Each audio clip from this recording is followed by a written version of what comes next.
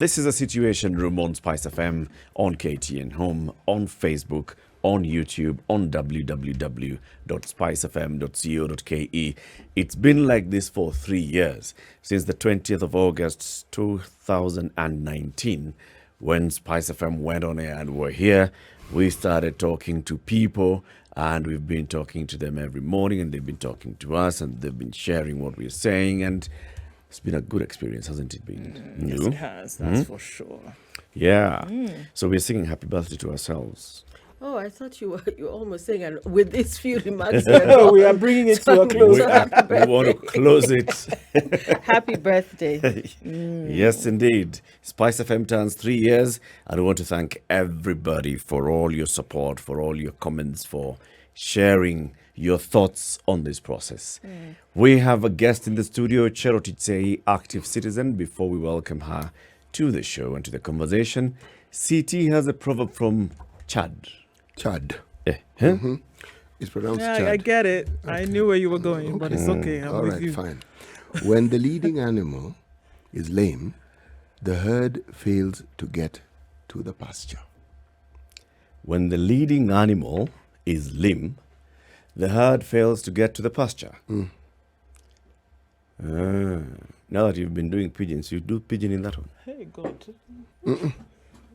There's no pigeon in that Pigeon one. is not pigeon. Let me put it to you this The way. pigeon is not pigeoning in. Man, I had my fill of pigeon. I am aware that I put into play my own capacity for embarrassing myself, and that is it. I'm not doing it anymore. I can tell it to you in pigeon. Okay. Same proverb. When the leading When the leading animal is lame, the herd fails to get to the pasture. in pigeon, ciathua ndongoria itikinyagira nyeki.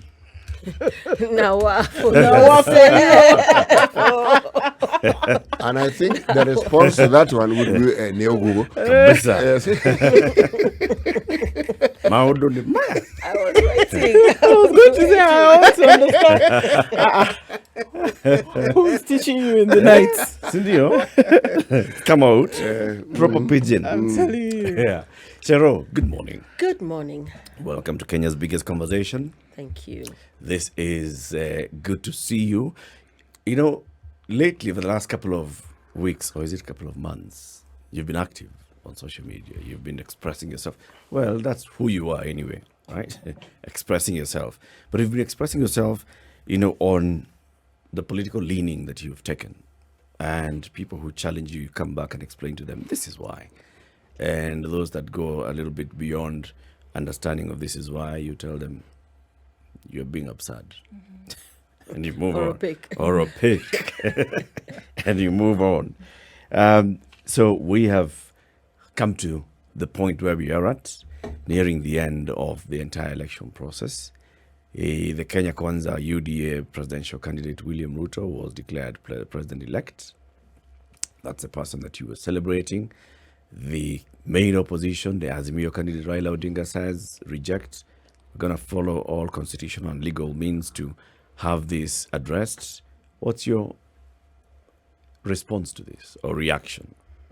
Well, first of all, happy birthday, Spice FM. I really must say, every time I'm here, it's such a pleasure to engage and discuss. And you know, I can only wish you that you move from strength to strength. And you really have shaped conversation on very many levels. So kudos to the team, your staying power, your affability, your expansive base of knowledge, and the correct utafiti, because you're a fantastic fact checker, Eric. Every time that we try to spin alternative facts. So congratulations to all of you. You know what was interesting, just because you've given my trajectory over the past few months, I've been active on social media. Actually, I made a decision soon after the 2017 elections and said, I want to see whether I can make more of a difference. But then, you know, as an active citizen, things come, like the energy justice process or the BBI process and so on and so forth. During COVID, the Humanity Kenya, the crowdfunding and distributing distributing cash to those in need. But as the electioneering started to heat up, I started to think to myself, as an active citizen, where am I going to go? And there's also the mistaken idea that we're supposed to be fence sitters or neutral. I don't think, look at Boniface Mwangi, look at civil society and where they opted to align themselves. We're not supposed to be neutral. And I'm not a fence sitter. I've always sat with Wanjiko. So that is why I said I will study closely each party, what they're bringing to the table.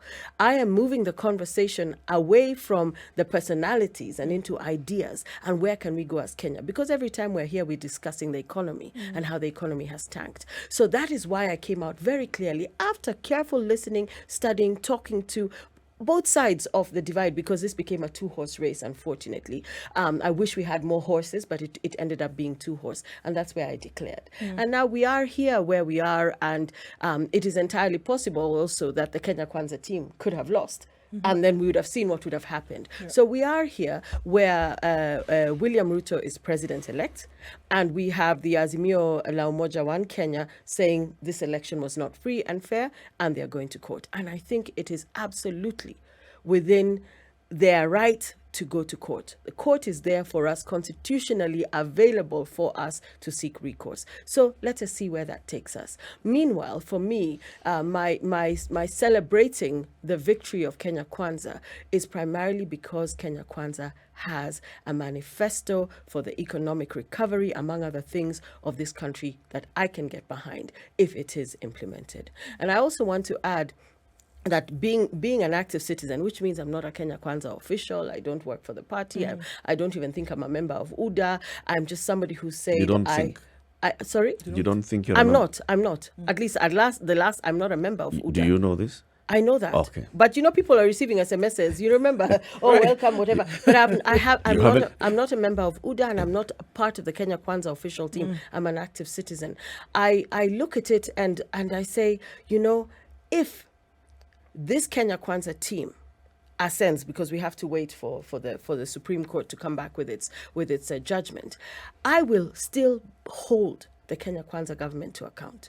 And that's why I remain an active citizen. Because if they say they're going to do this, they better do it. It doesn't mean that if you're signed, sealed, delivered, hook, line, and sinker, that you cannot criticize. Right. And so for me, that is going to be my commitment, to hold. And in fact, the president-elect said, we want people to hold us to account. He has invited members of the public, those who voted for Kenya Kwanza, those who did not. He has invited all of us as Kenyans to hold him to account in terms of what he has committed to deliver. And I will do that. And anyone who knows my history with the president-elect, I was even blocked on Twitter for a number of years, and I was not a fan in the least bit of the president-elect. But over time, I have seen his evolution. I have seen the team that has coalesced around him. I have read the plan, and I've said, I'm giving you a chance.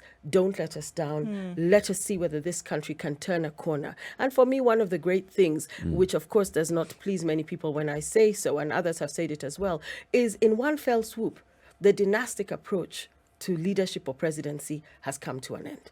Potentially come to an end. I keep saying potentially because a Supreme Court process. So the Mois are gone, the Kenyatas are gone, potentially the Odingas are gone.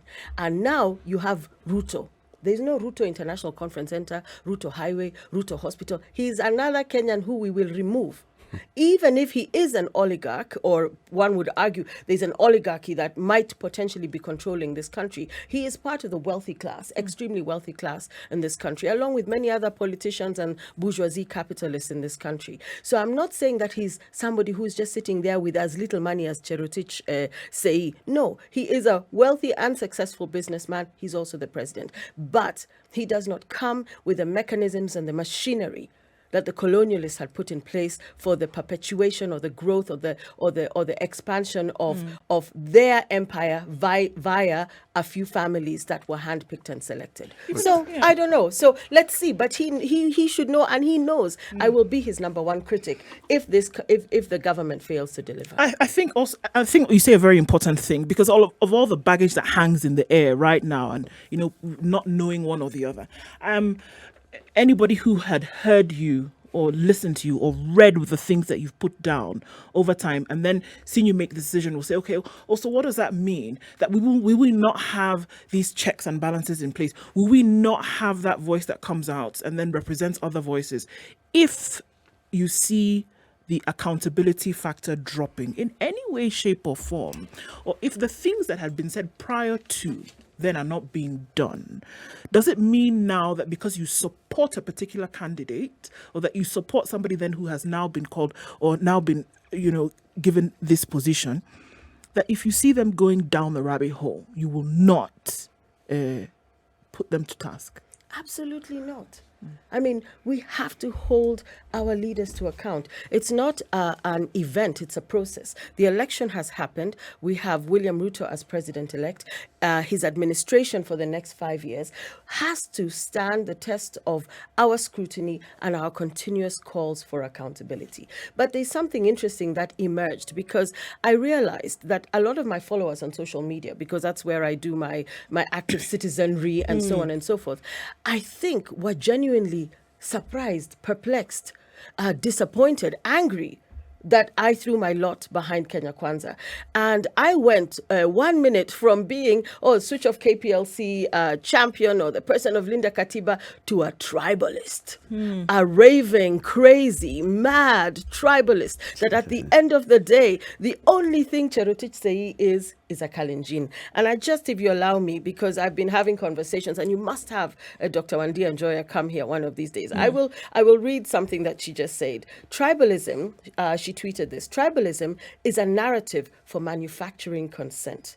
It is a narrative designed to exclude class, history, economics, and other issues from elections, and to make people accept the political incoherence and manipulation by imperialism, meaning that once we accept that all Kenyans vote on tribalism only, we accept a very narrow politics with all its contradictions. So it's something that struck me, and I said, I was not a Kale until I decided that I was throwing my lot behind William Ruto. And because of all the things I've been told, don't you know he's a bad man? Don't you know? If we were going for elections based on the fact that people are bad men or bad women, we would not have voted for anyone.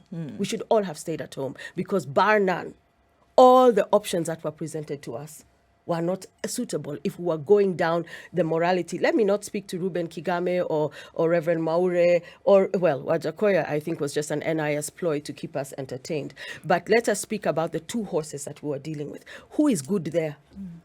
So for me, the election was never about voting the goodest person in. For me, it was about who has a plan. Who has a plan? So as people say, they cannot reconcile my support for William Ruto with the fact that he's such a bad, bad man, because he's already been painted as such a bad, bad man, that they said it can only be one thing. It's because you're a Kale and you're a tribalist, and you have gone back, your name betrays you, and on it goes. So it's a problem that we have, and it is continuing, even though I say Kenya Kwanza was moving away from the tribal dynamics into issues and ideas. It is still something that haunts us, and maybe something that bears further discussion. And I've really delved, deep dived. This is not one thing that I expected to be accused of. I expected to be attacked around, but this plan is not solid because on page 45 it says the following. No, I've just been told you're a Kale, you're an activist who's looking for money, you have been paid, end of story. JEROTICH, Yeah. when you say that UDA have moved into discussing issues, is there a quiet suggestion that the other parties were not discussing issues? When I reflected on the Azimio la Umoja One Kenya plan and the Kenya Kwanza plan, the manifesto, both their manifestos, I said that Azimio la Umoja One Kenya plan was very light in terms of detail and helping me understand where they really want to go. So if you talk about healthcare, okay, so everyone, even you and I, we could all run on a platform of healthcare, education, infrastructure, because we know the basic things that we need to be dealing with in this country. So they had a plan, but not a plan that was detailed enough for me to feel confident that Azimio la Umoja One Kenya knew what it was doing going forward. That said, if Azimio la Umoja One Kenya had won, then I would be holding them accountable to that plan, even though I found it LITE light. I would still hold them accountable to that particular plan. In the same way, Kenya Kwanza, I will hold them accountable to that plan. And I actually don't envy the task ahead of the president-elect. So they had a plan. They indeed had a plan. But I think where there was a bit of a misstep was the moral, the virtue signaling, and the moral superiority, monopoly of righteousness, so to speak, where we are the good guys. We are not corrupt. We are going to fight corruption. We're going to make sure that we rid this country of bad people. Whereas Kenya Kwanza was saying, you know what, the premise is that there's massive flaws across the board. We're putting that aside. We're looking at ideas. And who is capable of turning these ideas and plans into tangible action that has a benefit for all Kenyans, regardless of your community, regardless of who you voted for. So that is what persuaded me. You do know that this is the oldest conversation we have in our political sphere. Just this issue of political parties and individuals who are running for the presidency telling us things. I mean, it's not new. It may be packaged differently, but we keep being told the same things over and over and over again. The only difference that came in 2013, we brought in computers, things that we had not discussed in previous elections. But essentially, it is the same thing. If we're talking about an empowerment narrative,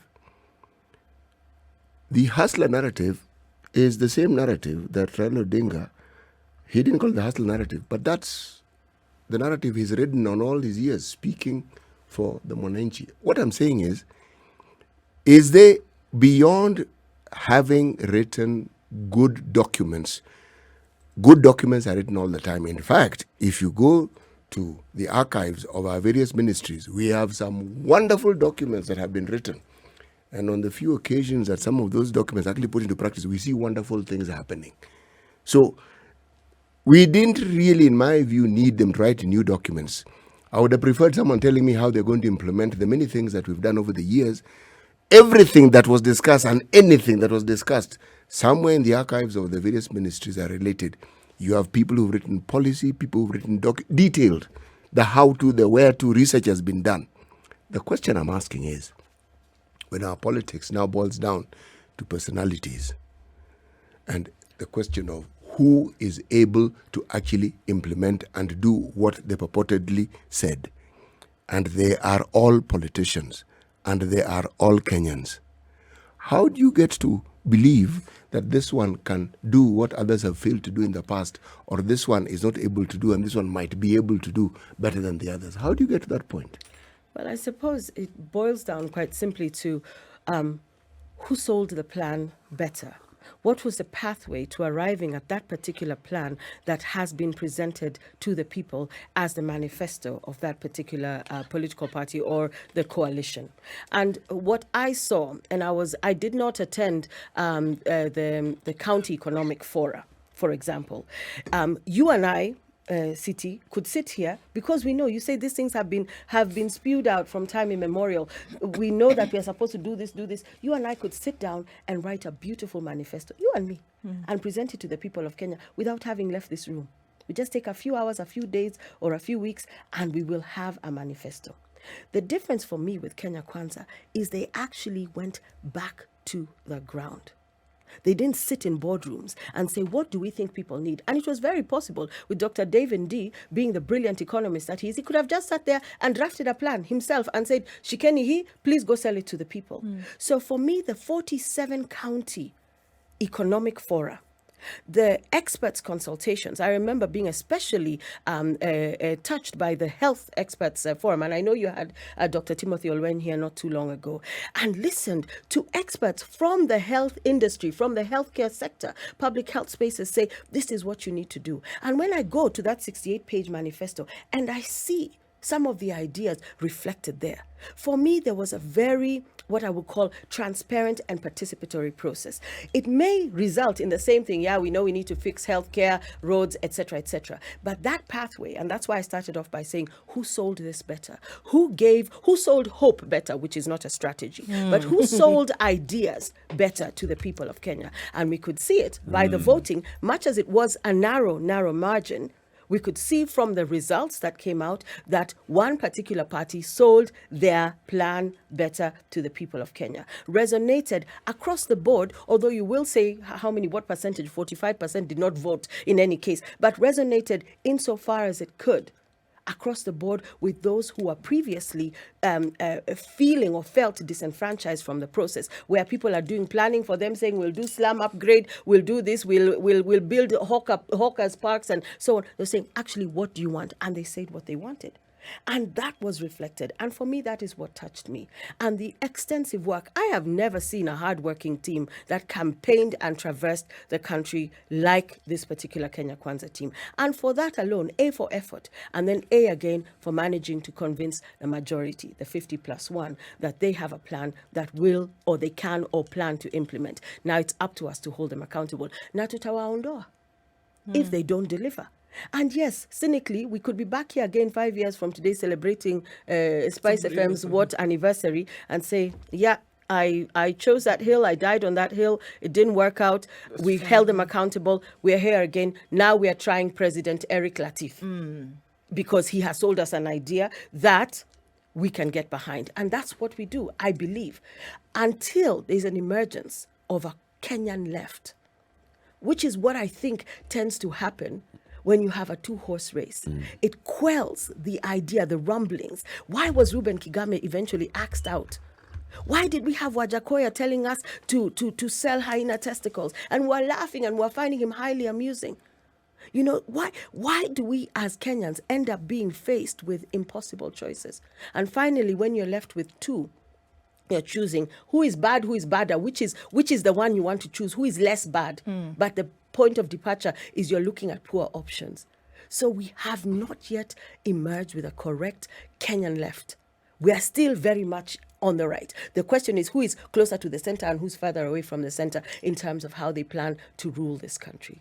So these are some of the philosophical underpinnings or discussions or whatever that we need to get into, but there's no time. People are poor. Right now, Unga is back to how much? 257. Bread, milk, school fees, bus fare, steamer. So the same things that I always talk about as an active citizen are still plaguing us on a daily basis. So do we have time to reflect, or can it be along the same continuum of what Kenya Kwanza intends to do? But we as Kenyans need to get more deeply into what it is that causes us either to revert to tribe or to accept a two-horse approach to elections. I don't know. Let's take a break. It's coming up to 8:30. Kenya's biggest conversation, the Situation Room on SpiceFM online and on KTN Home. JEROTICH SEII, active citizen, is here with us in the studio. We are talking about the postmortem of the 2022 general election. 6 elections on one day. So we've talked about one. We'll talk about the other 5 when we come back out of this break. Let's take a look at the weather and traffic. Good morning. This is the Situation Room, the only way to start your day. We are now live also on KTN News and KTN Home and SpiceFM and SpiceFM KE on YouTube and Facebook. JEROTICH SEII is an active citizen. She's here with us in the studio. We are doing a postmortem of the election. So now we've talked about the one. Let's talk about the other 5. We have seen big changes in terms of the people that are being elected. A few have been re-elected across the country for the various seats, whether it's governor or senator or woman rep or MP or MCA. And then very many new people have been elected. And we've been talking about this last couple of days, these interesting stories of constituencies, especially wards that have gone. There's a ward that has re-elected a former MP. There's a ward that has elected, was it 72-year-old or 82? 71-year-old. 71-year-old. Yeah. As an MCA, a ward that has elected a 21-year-old as an MCA, and we are seeing all these changes. And there's a gentleman in Nyandarua who has braved and weathered the tide that people are referring to as a non-tide, and retained his seat. For the 4th time. 4th. We're seeing women being elected in areas where women have never previously been elected. Kwale, we're seeing Githunguri. We're seeing many places where, you know, things that had never happened in previous elections have started to happen. And so we're asking ourselves, all right, are we looking at a situation where we have an electorate that is more in touch with what's going on, more demanding of their leaders, more ready to throw away the status quo and be more invested in what is happening with their leadership and governance moving forward? Because it looks as though accepting of what was previously a title or you know, the status quo is being chucked out the window. Yeah, it's interesting because I think, first of all, the six-piece approach to voting should be considered dead and buried, because I feel that the local is ultimately more important. Yes, we do discuss the macro, the presidential, and that's why the tallying center, National Tallying Center, will not announce who was the MCA, governor, whoever. It's presidential. So we understand the centrality and the importance of that, because that is the flag bearer, the standard setter, the quality assurer, the leader for the next X number of years. But local is very important. And I think the fact that, for example, where was it that an MP has been elected as an MCA? A former MP is now an MCA? Ganze. In Ganze. It's fascinating because maybe even the same members of parliament realize that they failed at that ward level, because there was a time that politics was just about personality and ruling parties, etc. Now it's about delivery. So you're right. People are saying, actually, my MCA, who I elect as MCA, has a bearing on the number of bars that will mushroom in my neighborhood, the water issues. And if those MCAs have good relationships across and of course they sit at the county assembly and they work under the governor, but they are also linked to the member of parliament, it is fast. I love it. I won't tell you who my MCA is, or else you'll know where I live and so on and so forth. But I think it's wonderful.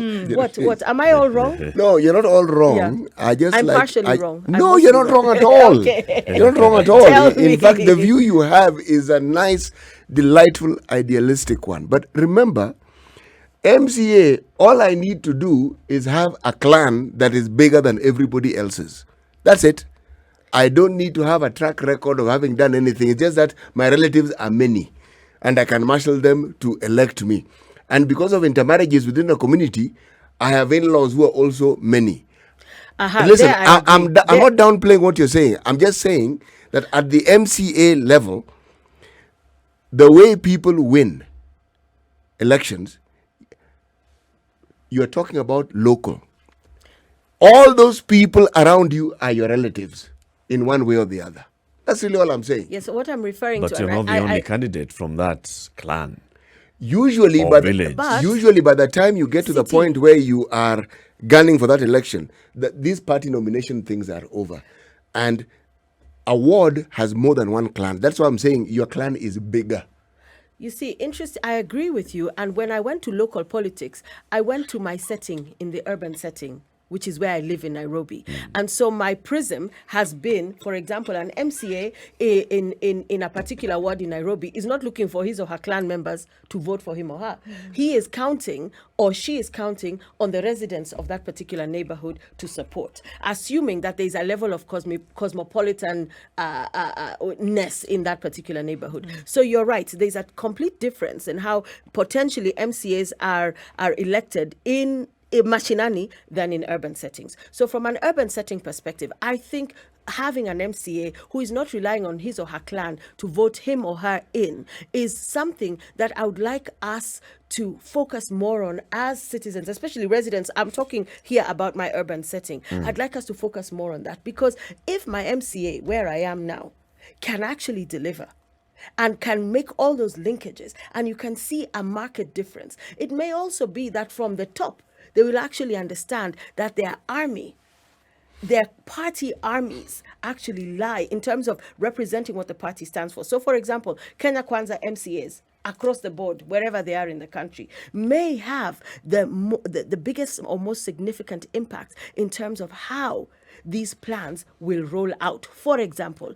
But they will also be able to hold the county government accountable to some extent, because they're members of that county assembly. They'll also be able to engage their governor. So it may be idealistic, but I think to be told idealism is wrong or you're too idealistic, No, for me it's not wrong. But I believe that the more Kenyans understand that politics is local, the better I think we'll be able to think through how we want to select our leaders. So that's MCA. There's woman rep who is for the whole county, and there's a member of parliament. I think that is where sometimes we miss out, and we allow parties to then tell us, we are doing 6-piece. Vote, this is a UDA zone, so you're all voting UDA, MCA, whoever, all the way to the top, or this is an ODM zone, this is how we'll vote. I think you can see how many Kenyans voted for Sakaja, for example, who did not necessarily vote for Ruto.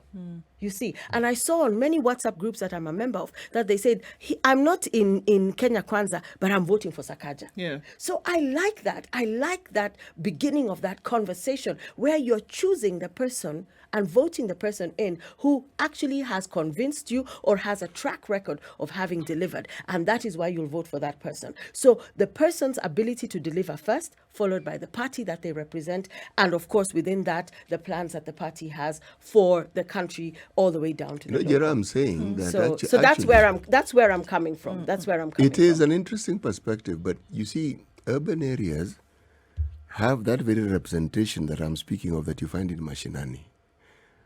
For instance, if you look at, say, let's take Nairobi. This is where we all live, okay?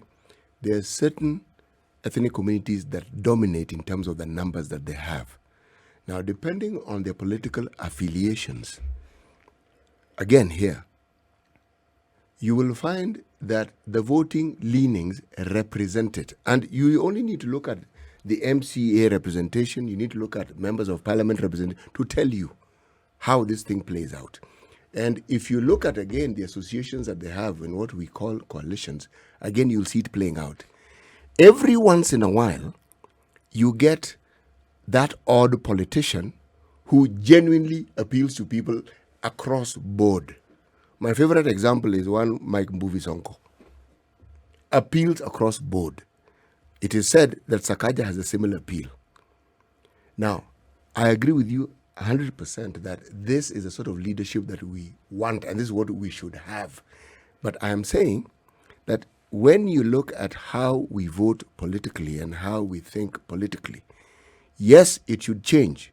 But currently, as it's constituted, that same Mashinani mentality comes into town.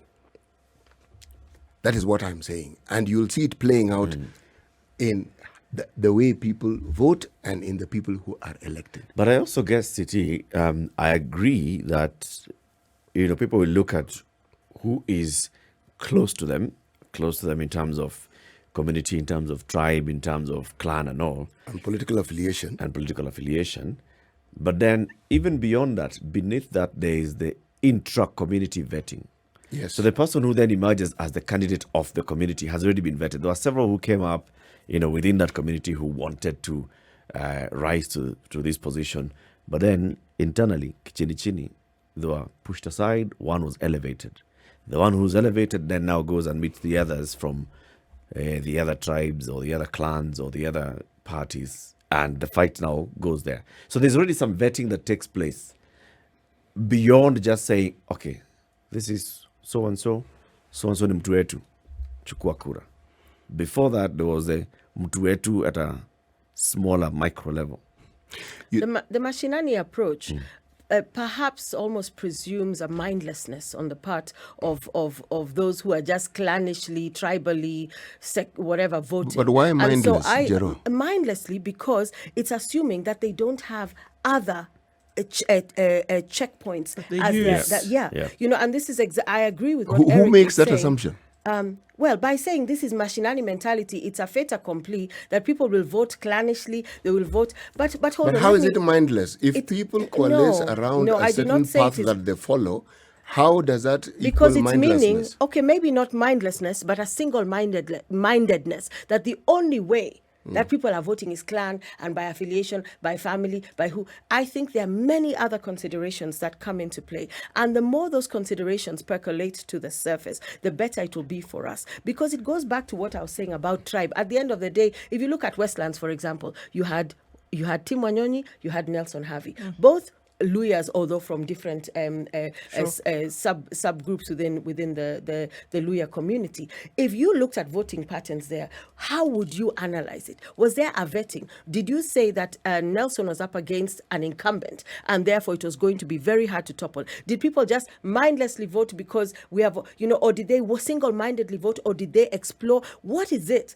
that caused people to bring Tim Wanyonyi back as opposed to electing Nelson Harvey. And you can't just say it was clan or it was just, it was a whole bunch of things, including people feeling that possibly Tim had delivered well the previous term. And they wanted to see what he could do. If you look moving at forward. Westlands, you don't just have Luyas, you also have Indians, you have Kalenjins, you have Luos, everybody. you have so I would like to say that it's not just my clannish inclinations, because that is the reductive nature of me being boiled down to being a tribalist, and that's why I voted for William Ruto. I would like us, even though they are few and far between, Sakaja, Sonko, I'd like us to imagine a Kenya and push and work by actively voting a Kenya where our checklist goes beyond tribe and clan and so on to things like service delivery and plans and ideas that resonate across the board and are not restricted to this is what I shall bring to my people because you're my people, come and vote for me. Sure.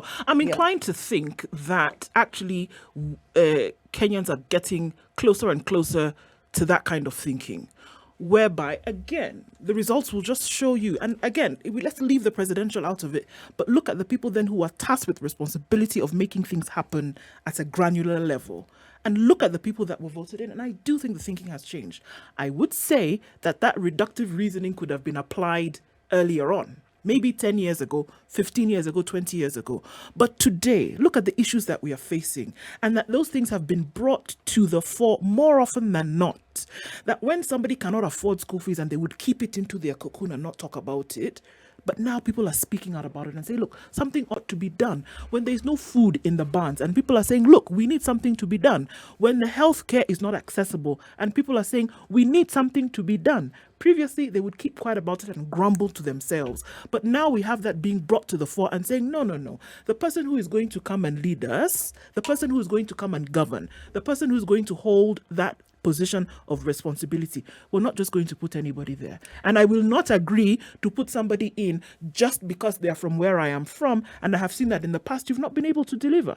And to build on that, there's an intergenerational dynamic, because initially when we started this chapter, we were talking about older people, younger people, very young people being voted in. I was listening to the story of a particular campaign in one of the constituencies in Moranga, where the now re-elected member of parliament actually moved across the constituency with MCAs. You know, in the past, MCAs were, that's that word, it's almost like the MP was top down and saying that, whereas this particular time, this member of parliament knew nothing would be possible without the interlocutor nature of the MCAs, their intimate knowledge of the wards that they represent, and the fact that they actually presented a very solid platform of credibility for the incumbent who was wishing to be re-elected. So I see a change where it's not just MPs feeling so important, but they actually realize they can't function or survive without the members of county assembly close to them. And the intergenerational dynamic is that if you look at the ages in Kenya, okay, we'll say a vast majority of voting age youth who are not registered to vote, or if they were registered to vote, did not actually vote. But we have a younger demographic, although older people ended up voting because they are still the ones with voters' cards, and they still have a habit of going to the polls every election cycle. I think there's a conversation that needs to be had in terms of linking the older, the younger, the previous ideas. And this can happen for me at the local level, where if you have a 60-year-old member of parliament running again, but working with a vibrant team of 40-something-year-olds, 20-something-year-olds, or you have a 20-year-old or 30-year-old member of parliament who then will work with a broad range of members of county assembly, including older folks. So I think there's a potential for a greater intergenerational blending and melding, so we don't have the ageism of Nini Wazee, go and retire, or you're too young, you have nothing to say. I see it different. Tell me. Well, yes, I agree. I mean, it's a good thing when you have, that kind of synergy between the member of the National Assembly and the members of the County Assembly working together in common. But this is what we've been seeing. Even in the days of Kanjuras, it was the same. Councillors were usually the campaign managers of the guy who ends up winning as the MP. Those are the ones. It's the ground person for the MP in the ward who ends up becoming the councillor. And if we continue with this, then it means that the councillor is just the guy who's loud, has no idea. The only thing that he comes here with is that he's a very good mobilizer and campaigner, but he has no ideas of what the job entails when they go into the county assembly where the MP is not. They'll be that's waiting what for the MP to come and tell them, sasa ukienda huko county assembly kesho, ngoa huyu governor. So that means I did not explain clearly the example of how this member of parliament actually relied on the MCAs, not as mobilizers and noisemakers and whips who will go around and say, twendeni kwa polling station, you must vote for so and so. But almost like a symbiotic exchange of ideas. How do I reach this primarily younger demographic? What are the things that will most touch them if we as a team work together and say, we are going to deliver here? That particular area that's what it needs. I'm talking about a shift, not imperceptible, or maybe it is imperceptible to some, a shift where you go from having almost like the goon type councillors who are going around and whipping people and saying, you must vote, I will monitor you, where ukwenda kupiga kura, ulimpigia kura nani. But Jero, no, it is a more, I feel, this is what I sense, I get a sense of, a more organic evolution of a leadership style that is based on cooperation, that is based on So there's greater issues. respect. Yes, a greater respect It's and not issue using based. my campaign people and then also supporting them so that they can go to the county assembly as a reward. Yes, it is more, what are the issues, what are the ideas, can we sell them, and also can you mobilize? Because mobilizing is a very important part as well. It's what you You're need not just to there win. to have good ideas, you're also there to mobilize around those ideas. Sorry, CT. no, it's not. You see, I'm hearing you describe a political process that has existed from time immemorial. It's just that with the configuration of county assemblies and county governments, we are seeing the same thing now happening at that particular level. But this symbiotic relationship, the thing that politicians understand more than most people is how to be tuned into what people think or want. Whether they act upon it is a completely different matter. But politicians very rarely go against what they perceive to be the will of the people whom they supposedly, very rarely. And they also know the roles that MCAs play. In fact, MCAs, Eric brought in councillors, are an integral part. They've always been just like they're an integral part. If you move high up, the change just goes up and up and up. But you mentioned something that I want to touch on before our session for this morning comes to an end, and that is the dynastic rules that we've had. Whenever the conversation of dynasties come into being and are had, it is forgotten how they began and how they came into being to begin with. They didn't start as dynasties. Jomo Kenyatta was heralded as being somebody who fought for independence and suffered as a result for it. If you look at any one of the families, the three families people like mentioned, the Mois, the Odingas, Kenyatas, you look at the background, where it is they started from. I could actually argue and say that if one dynasty or dynastic prominence and influence comes to an end, a new one begins. You see, the very concept of a dynasty is embedded in continuity. Somebody is in power, then power is passed on. But tell me, can power be passed on if, say, the voting public in a democracy such as ours do not support it? Can it actually survive? Can it actually live? In my view, it can't. When they stop supporting it is when it comes to an end. But what is often forgotten in that discussion is what it is these individuals or the family they represent did in order to gain or have that so-called prominence that people keep talking about. Now, when a new one begins, it's a new start. But it's not a path that hasn't been trodden before. It's a path that has been trodden before, from time immemorial. I think the discussion as to who fought for freedom, etc., you need a whole 3-hour session for that. We won't be able to tackle it in 5 minutes. The idea that one dynasty is replaced with another, maybe another type of leader or ruler, is very true, because if you have this administration of Kenya Kwanza, it'll be under the leadership of President-elect William Ruto. And we will see how it evolves. But I think you need an entire conversation to understand. And that's why I say, if you haven't had Dr. Andia on this show, you need to have her, because she will break it down, but not in 8 minutes or 5 minutes, what it is that, or how it is that we are looking at ourselves as a colonial project all wrong. Because where did the dynasties come from? Why these families and not other families? And why have they perpetuated over 60 years? But that I cannot get into right at this point in time because we have a few minutes before this comes to an end. But what you were saying about time immemorial around, MPs listening to what their constituents want and saying what their constituents want. I think where we are arriving at is a place where you can speak the good speak, but are you going to deliver? Do it. And that is why you see such a fresh crop. So many people were removed. Did they deliver effectively? So I think Kenyans are not just waiting to hear what they want to hear and voting based on what you've said well, but actually will remove you if you don't translate all your good speak and all your ideas into action. People will, and now with the CDF gone, how is it that you will actually see correct delivery of all these ideas that members of parliament are promising when they say, I'll bring schools, I'll bring this, I'll bring roads.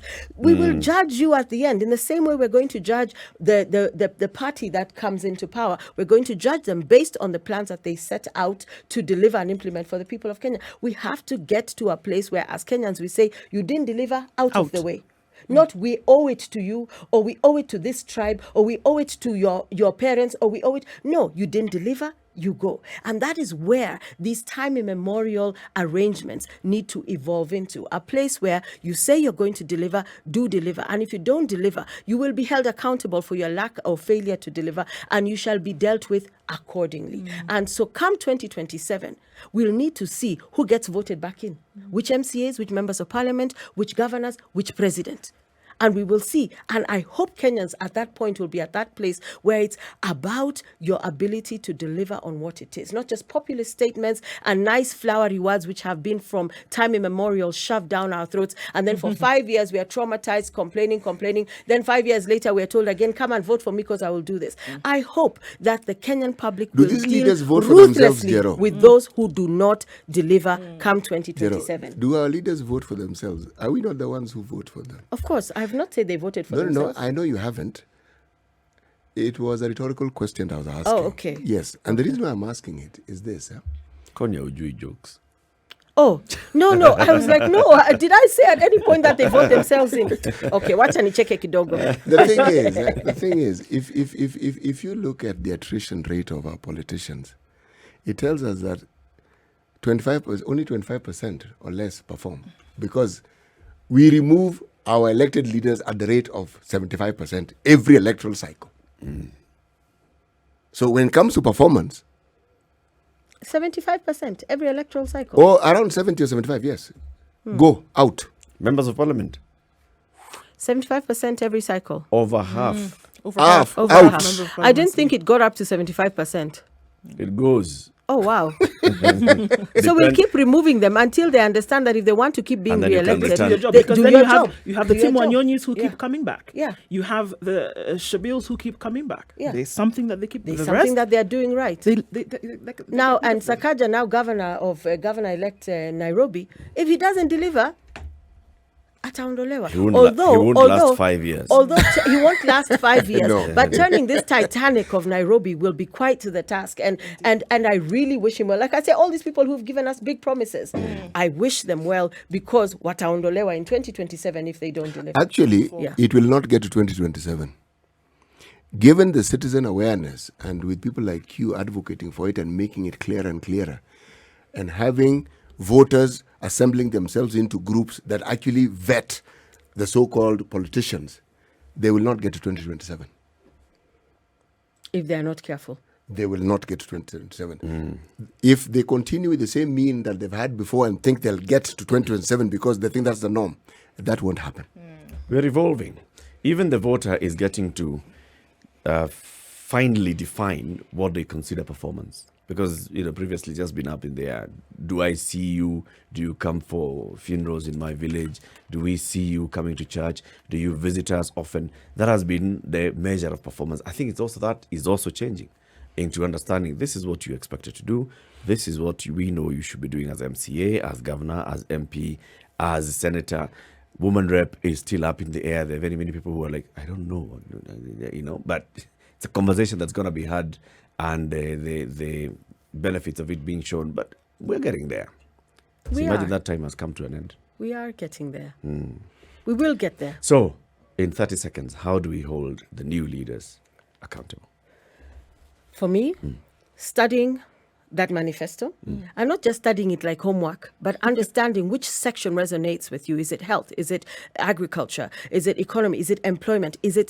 And make sure that at every point when you have these wonderful speeches being made, we have reached here, you check and see, how did that trickle down to me? If we're talking about looking at fuel, if we're talking about electricity, if we're talking about education, or we're going to have more teachers in schools, how does that reflect? And if it has not resonated, if it has not touched my life, then you're not doing the right thing. JEROTICH SEII, active citizen. Keep it here for more conversations. This is the Situation Room, the only way to start your day.